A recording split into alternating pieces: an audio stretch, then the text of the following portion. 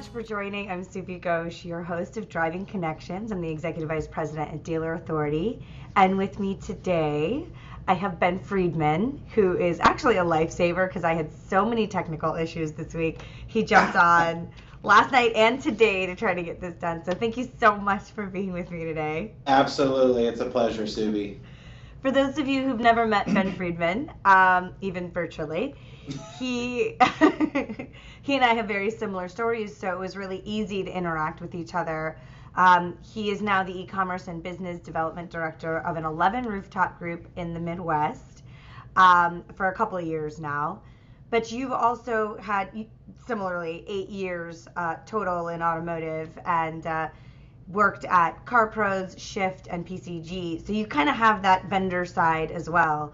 So I think that's why we nerd out on some things together. We don't nerd out, we geek out. There's a difference. We geek out, okay. Yeah, oh yeah. So I figured, because of our interesting conversations, maybe to bring you on and continue some of that conversation for our audience today. I think it's awesome. Yeah. One of the things that we talk about a lot is the evolution of the industry as a whole, right? We tend to, we come in and we experience it for the first time. And now that we've had about 8 years in it, we see, we're kind of the sophomore, junior class, right? We came in, people already had it. They've kind of figured stuff out and we just kind of have a blueprint and we learn it. And yet we see everybody coming in and kind of figuring it out at dealerships for the first time because there's so many dealerships that once they let go of the person that did it before, they're kind of already starting from scratch again. So what are some things that stand out to you as we talk about the evolution of the automotive industry in relation to digital marketing? Well, absolutely. That's a good question. And really, the evolution of digital marketing, I think it's super cool. Like you said, it's been around for a long time. It's been around since before you and I really got involved heavily into digital. I mean, I think people like you and me, we always kind of had our fingers in it since our careers started. Yeah. But really getting in deep, I think it really is people, innovative and progressive thinkers that kind of take it apart, dissect it, understand it, rearrange it, and put it back together. It sounds a little weird, a little goofy, but as we're moving forward, as we're moving on to continually evolve this digital spider web, if you will, it's just going to be so much fun because in reality, we're all painting with this on the same canvas. Right. It's the matter of if we're choosing watercolors, oil-based paints, right. We're all trying to accomplish the same thing, which is to build a digital landscape for our vertical. Right. So I think it's important to talk about, a lot of the people that I connect with in automotive are people that have been in our shoes, right? The e-commerce director, BDC director, internet director, whatever you want to call it. So I think a lot of times they struggle to get their responsibilities or what they're working on make sense to their sales management, ownership, GMs. What kind of advice would you give them?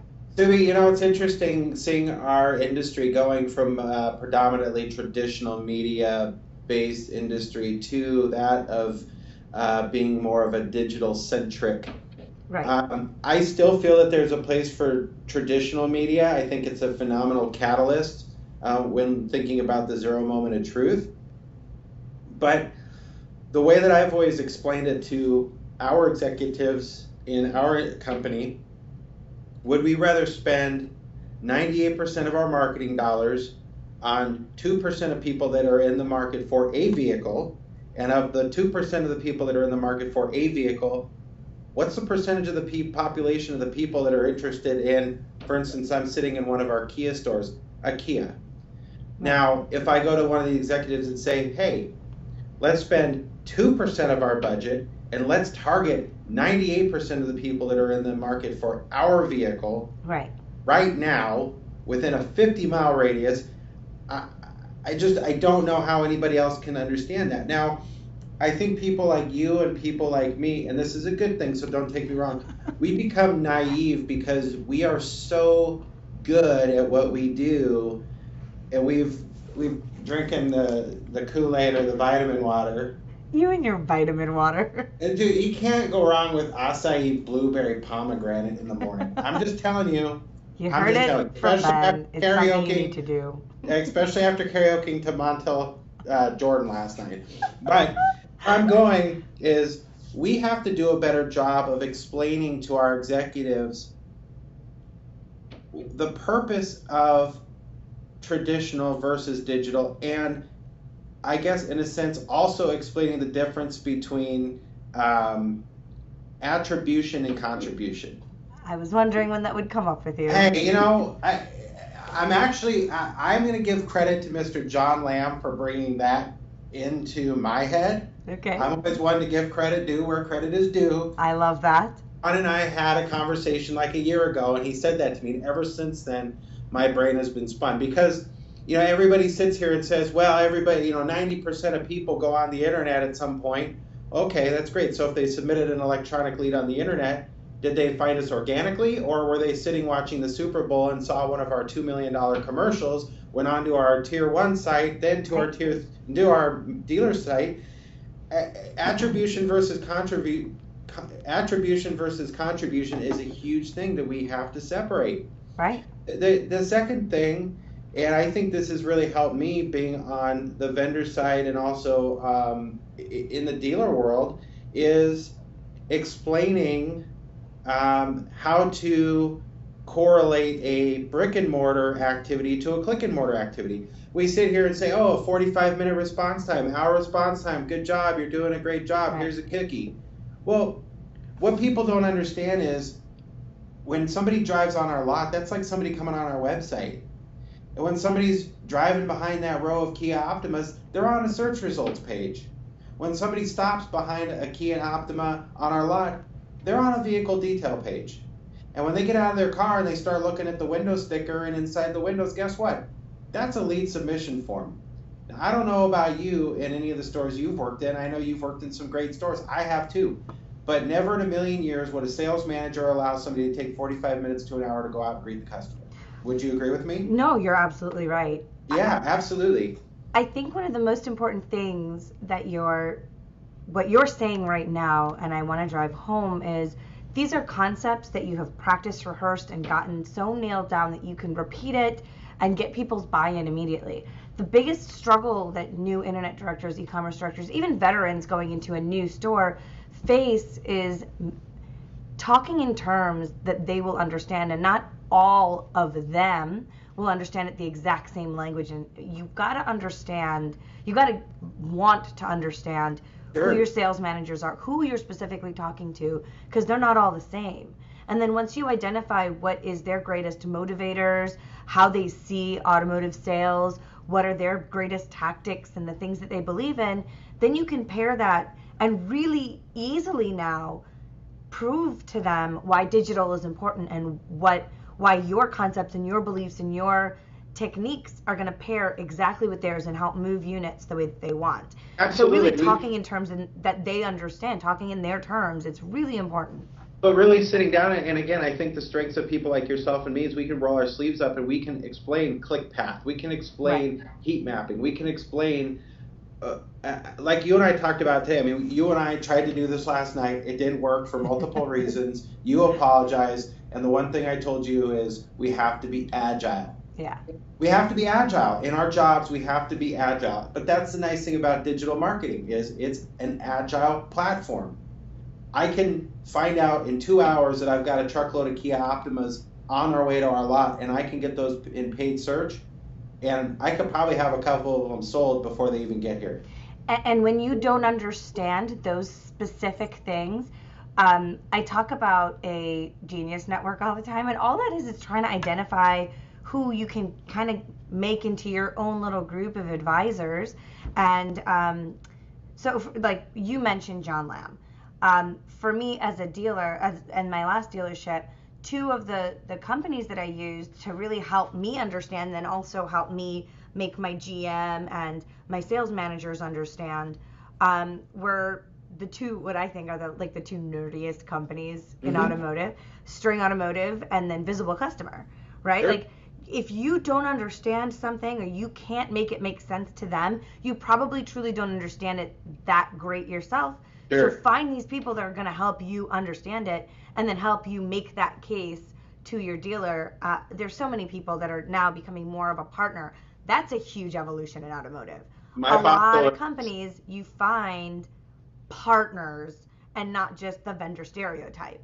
Yeah, my boss always, when I started with our company 2 years ago, I was trying to explain some things. He said, "You're going way over my head." He's like, "Imagine I'm a teacher and you're a kindergarten student and I give you a cookie. I have to explain to you what it is and what it's for." So from now on, anytime I get too technical with him, he said, "Friedman, stop.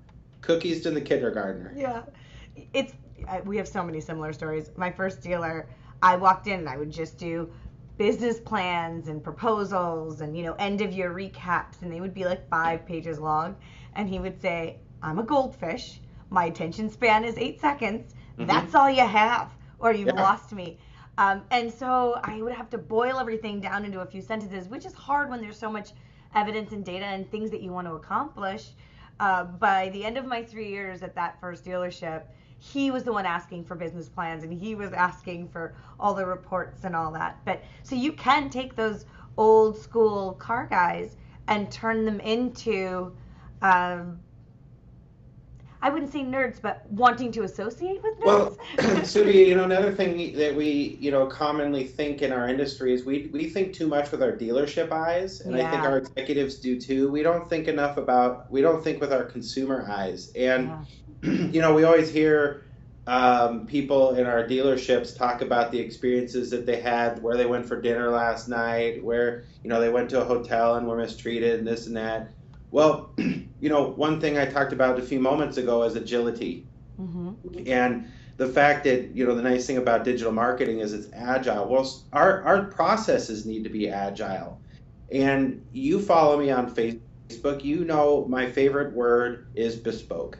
Yes. And people think bespoke, oh, that's, that's a couture term. That's something outside of the clothing industry that really doesn't. Well, I used to work for a Bentley Maserati dealership in the cities, and every Bentley that came through the lot was bespoke, which means that we ordered it using certain elements that were unique to that particular car. The leather, the wood grain, the wheels, the trim, it was bespoke. And what I really learned about bespoke and why I use the hashtag think bespoke all the time is you've got to think differently. You've got to think about what the customer wants and how they perceive it. The group that I worked for prior to the company I work for now, we had a Kia dealership all the way up to a Bentley Maserati dealership. And I always had to think about things during the transition between Reynolds and Reynolds to the Vin Solutions CRM change we did. I can't communicate with a Kia customer the same as a Maserati Bentley customer. No. The process is different, the communication cadence is different, the essential elements in the communication is different verbiage. Right. And I think all too often as I see people think that this digital marketing trend is a one-size-fits-all, and it's not. No, absolutely. It's a great point.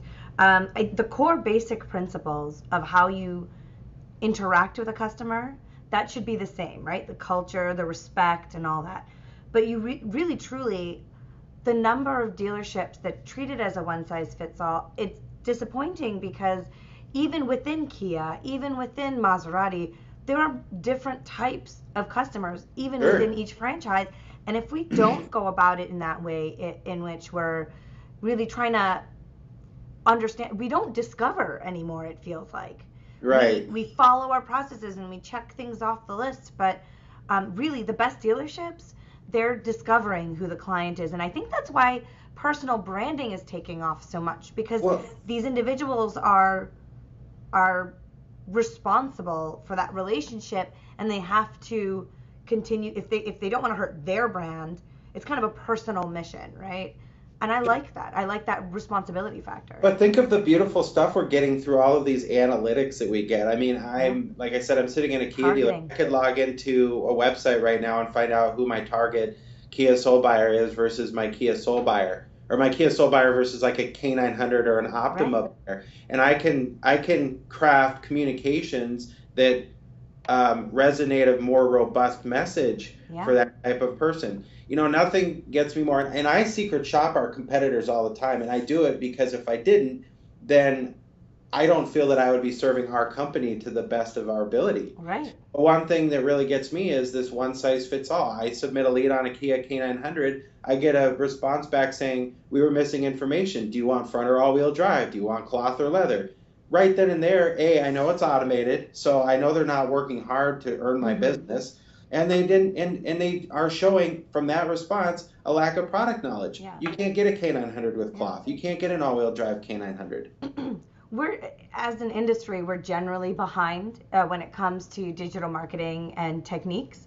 And one thing that JD Rucker is brilliant, so he sees things a little differently. Amen to JD Rucker, vitamin water to you. I will let him know. But he's moving a lot of our digital marketing to omni-channel marketing. Really, the core basic principle is the concept that instead of doing it the way this blanket message, this blanket concept, start communicating in ways that your consumers want to be communicated with. Sure. And how. Yeah. And even the transition of how we can target is getting ridiculous. So what are your favorite methods right now that you're using that information for? How do you see it resonating with your audience? Well, Subi, we at the end of the day, we got to look at marketing efficiency. We have to look at the cost per customer. We have to look at cost per car sold. Yeah. And I just had a vendor partner in here yesterday, and we were talking a lot about omni-channel marketing.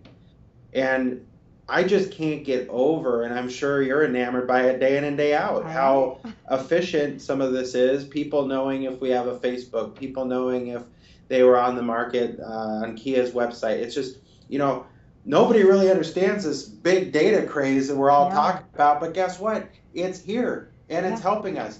It's helping us make better educated decisions. This is no longer shotgun in the dark. This is lighter fluid in a rat hole. Oh my goodness. I mean, even it's sad though, because we tend to take these topics, these concepts, these tech topics even, crazy, and we overdo it to the point where we should be at the place as an industry where we're looking at data and truly doing with it what we should, but instead it's almost become an old and tired topic that people don't want to hear about, because every time it's been discussed, it's this big scary monster. Whereas if you truly look at it and you find the right partners or peers to network with, that you can break down that big scary monster into these bite-sized chunks that can then be used to target your audience that are in the market. The number of people that aren't on Facebook advertising is baffling to me, with the amount of serious car shoppers that you can get straight to your website. 100%. And it's so cost effective, and yet we see a struggle with it all the time. Once we get people on with like $150 budget, within 3 months they're like, how much more can I throw at this thing? Well, but Subi, I thought the inflatable gorilla was what got everybody to our website. You are absolutely correct. I mean, I call me crazy, and a lot of people do, but I thought it's Mr. Squiggles and the big inflatable gorilla that are getting more people in our door. I don't know. Call me wrong. I hate you a little bit for bringing that up. Do you? No, I don't. I mean, and that's the other thing. I just did this myth-busting session at Digital Dealer, and some of it was really like basic points, but the truth is, right, even though we talk about digital marketing a lot, one of the things that I learned is in multiple dealerships of mine, just because we learn something doesn't mean that it automatically applies to everyone, which is why I say you have to understand your market, your consumers, your community, and then apply marketing in regards to that.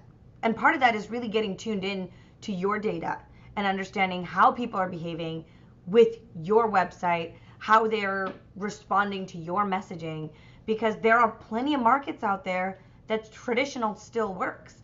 There are, we have a client that he was plateaued. He needed to move units and he didn't know how, because he embraced digital and they were doing everything.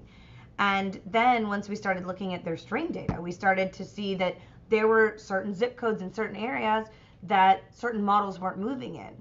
And then we found out that in those areas, the age range was higher, the way that they were interacting with traditional media was different.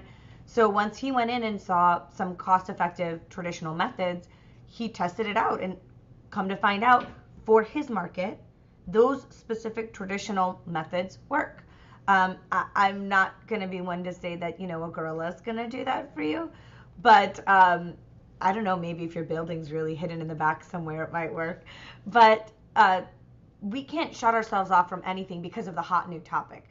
The point I'm trying to make is you have to learn what that hot new topic is about and learn how to apply it, and truly just, especially now, really get to know your users. We build, another great topic that we can talk about, we build websites for dealers all the time. We don't build websites for the consumers often, because we are so wrapped up in what we think works and what we see other people doing. We're so afraid to flip the script, and really, focus groups are my favorites. Get your consumers that are in the market, clearly, give them some food and ask them what they think. And the information you get back is life-changing. Well, it's interesting because one of our industry peers in a session in Digital Dealer claimed that Google, and the way that Google's website was laid out, was the most effective. White, with just a basic search box. And I've had to defend that. I've had to literally defend that. I don't think that Google's website is effective. I don't feel, and these are my personal opinion, I'm going to say that right now. Yeah. I don't feel that Google, it's good for search, Yeah. but not good for discovering the It works for them because their consumers are going to that website for a specific reason. Right, but people come to us to either find service for their vehicle, find parts and accessories for their vehicle. Your phone number.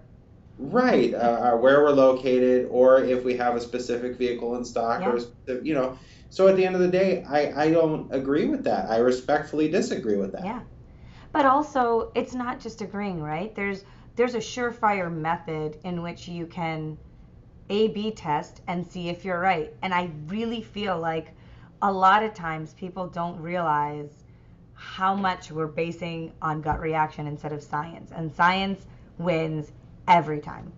100% agree with you. Data wins 100% of the time. Anytime I step into one of our meetings, I always say that I'm going to use data, and data trumps emotions. It does. Every time. I have something proven in numbers versus a hypothetical guesstimate. Yes. Well, we are at our time at this point. I can't even believe how quickly this went.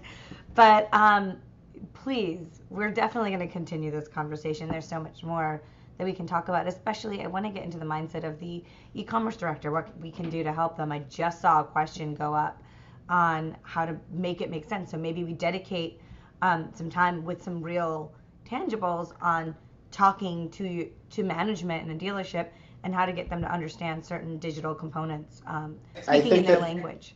Absolutely. I think we need to spend some time on that topic. And then I also think we need to spend some topic too on how are we managing these opportunities, and how are we turning them into quantifiable sales? What are our processes? What's our staffing level? I think we should continue this conversation. Absolutely. Well, thank you so much for joining me. Yeah, absolutely. Had a blast. To work. Yeah. Well, thank you so much. And how can people reach you if they want to hear more from you? They can text me or call me. My phone number is area code 253-777-5656. Where can they follow you? They can follow me on Twitter at BeFreeMotivation. You can find me on Facebook, LinkedIn, Instagram. Find me. You'll love works. Me. All right. Well, thank you again for joining me on Driving Connections and Subi Ghosh. And I can't wait to continue these conversations. If there are any topics that you want to talk about or you want to hear more about, let me know. You can follow me on Twitter at Subi101 or at AskSubi. You can search my name on Facebook or email me at subi@dealerauthority.com. Thank you, and I'll see you guys next week. See you guys later.